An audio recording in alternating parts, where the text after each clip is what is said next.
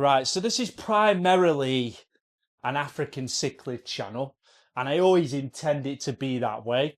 However, I have got a love for all sorts of aquariums. You know, I keep different things as well. So I have got a secondary tank upstairs, which we're going to talk about today. It started its life as a planted setup, but I've introduced a creature into that tank that has absolutely obliterated everything. So we don't just want to talk about the successes of the hobby, because it is a hobby that is full of failures and mistakes. So stick around and find out exactly what went wrong on this system I've got upstairs.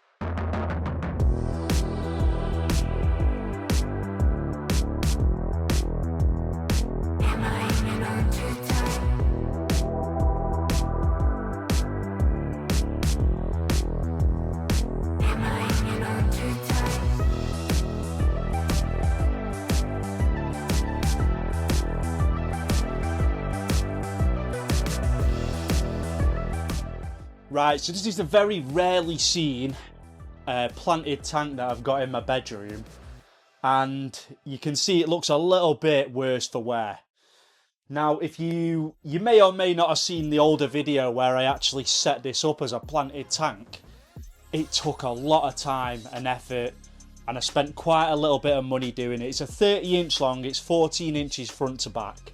So it's a nice size to do a nice planted setup. And my other half, she really likes sort of shrimp and the little feet, and she finds them dead cute. So I wanted to set it up as a shrimp tank and have it nice and planted. Here's some images of what it looked like when I first set it up. So it had bags of potential, and I was really excited to watch it grow in and fill out and become something that looked really amazing. I spent a lot of time planning it. But as you can see now, it's been absolutely destroyed, and there's a reason why it's been destroyed. So we went out and we made an impulse buy. I say we, I kind of blame this on my girlfriend, because she's a massive fan of these crustaceans. And what we come across was a small electric blue crayfish.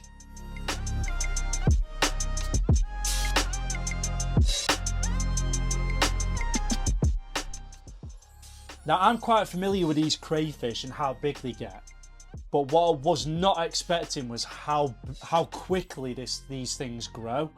So this is what the thing looked like when I first bought it. So you can see it was this cute little bright blue lobster looking thing, very small, very unintimidating, and this is what it looks like now.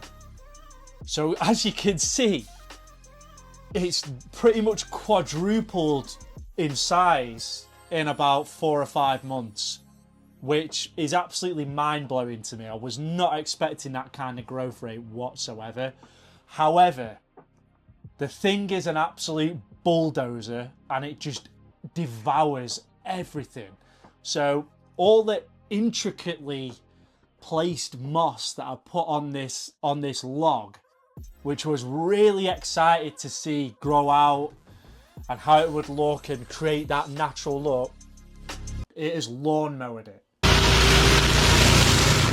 to a point where it wouldn't even grow back if we left it. So it completely obliterated that. It uprooted all of my carpeting plants, so all my hair grass. It slowly picked them up one by one, dragged them into its burrow and devoured them. And then it's just digging and burrowing holes left, right and centre on the tank. It tends to leave these broader leaf plants alone, but anything like the hair grass and the moss, it was just snacking on all day, every day.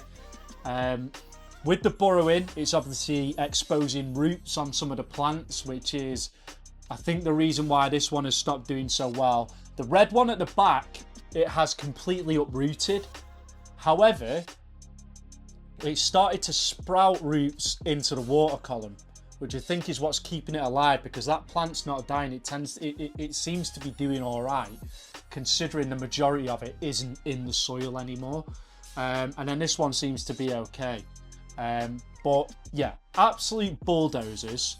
The shrimp population in the tank doesn't seem to be affected by any of it. So the shrimp population is absolutely exploding. It's doing so well. So you can see all the little baby ones that I've got sitting on the side of the tank here, where they're just feeding on this little film of algae. But they're just absolutely everywhere. I've got shrimp that are holding eggs that are ready to hatch.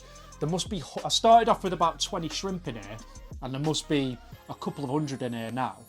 My advice to you, if you're going to keep ornamental shrimp, is just keep one colour, because I mix 2 colours in this tank, and when they start crossbreeding, and I've had this before a couple of times as well, it's very easy to get a tank and think, I want all these different coloured shrimp in here to get a bit of variety in it. Don't do it, because as they crossbreed and those generations get on, you don't end up with all these funky coloured shrimp that you think you're going to. They end up just being, they lose the colour. So as you can see in my tank, I've got a lot of boring looking shrimp in here now that are either a dull brown or completely transparent, that don't have any coloration on them. So if you're thinking of keeping ornamental shrimp, stick to just one colour. And then you'll get a better colour pop in your tank in the long run if you keep it that way. But the shrimp are doing really well, which you can see the tank looks ugly and it looks a bit distraught, but it's more like it's become more like an ecosystem tank this now, where I just, because there's no point in me maintaining it and replanting and things when this thing's going to dig it up. So I've just left it to sort of look after itself. Obviously I'll do a little water change on it here and there as well, but it's more of an ecosystem tank, and everything seems to be doing really well and popping off.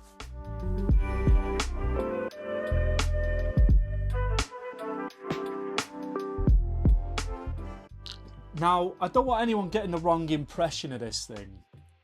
Although it's obliterated this tank, that was entirely my error. I should never have put it into this setup expecting it not to make a mess. Now, this thing makes a great pet, and I absolutely love the thing, which is why I've not got rid of it. It's so interesting to watch, and it's got so many interesting behaviours when it's burrowing, when it's feeding. You can even feed it with the tongs, and it'll come out and it'll grab the, if you tap the tongs inside, it'll recognise the noise, it'll come out, and then you can feed it manually with the tongs as well. So it's so interactive and intelligent. My daughter absolutely loves the thing, regardless of how parasitic and alien-like it looks. She loves it. So I would not discourage anybody from getting one of these as a pet. The plan is to get this its own tank. So I'm going to put it into a tank where it's just got sand and rocks, and it can burrow and rearrange things as it pleases. So something nice and simplistic, which I don't need to worry about. The only thing you don't want to do is get one of these if you've got quite a detailed scape where you don't want things rearranging.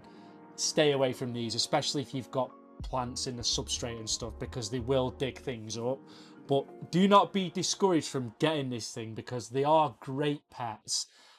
This was sold to me as an electric blue crayfish. Now, I'm skeptical as to whether or not it actually is.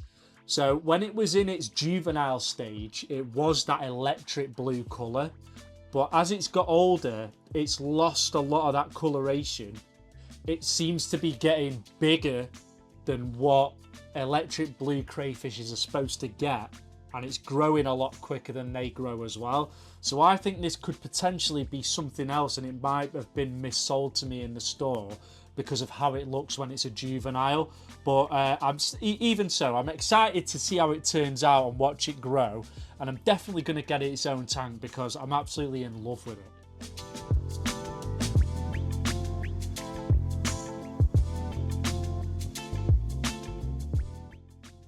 Right, so there you go. You've had a rare glimpse into the bedroom tank, the planted tank, which is now the crayfish tank. So it's nice to have a little bit of a change of scenery as just the African cichlid tank downstairs. But I've got loads of plans coming up. So I'm planning to move house soon. So I'm going to get a house where I can have my own fish room. I can get loads of tanks in the same room. and then we can get an Mbuna tank set up. I've already got another tank being built currently, which is going to be the Mbuna tank. It's about half the size of the tank that's downstairs. So that's all exciting. But yeah, we're going to move in the next couple of months, get somewhere that's going to have my own room where I can put my fish tanks into. We'll get the Crayfish its own tank. We're going to turn this into some sort of grow out tank for the African cichlid fry as well.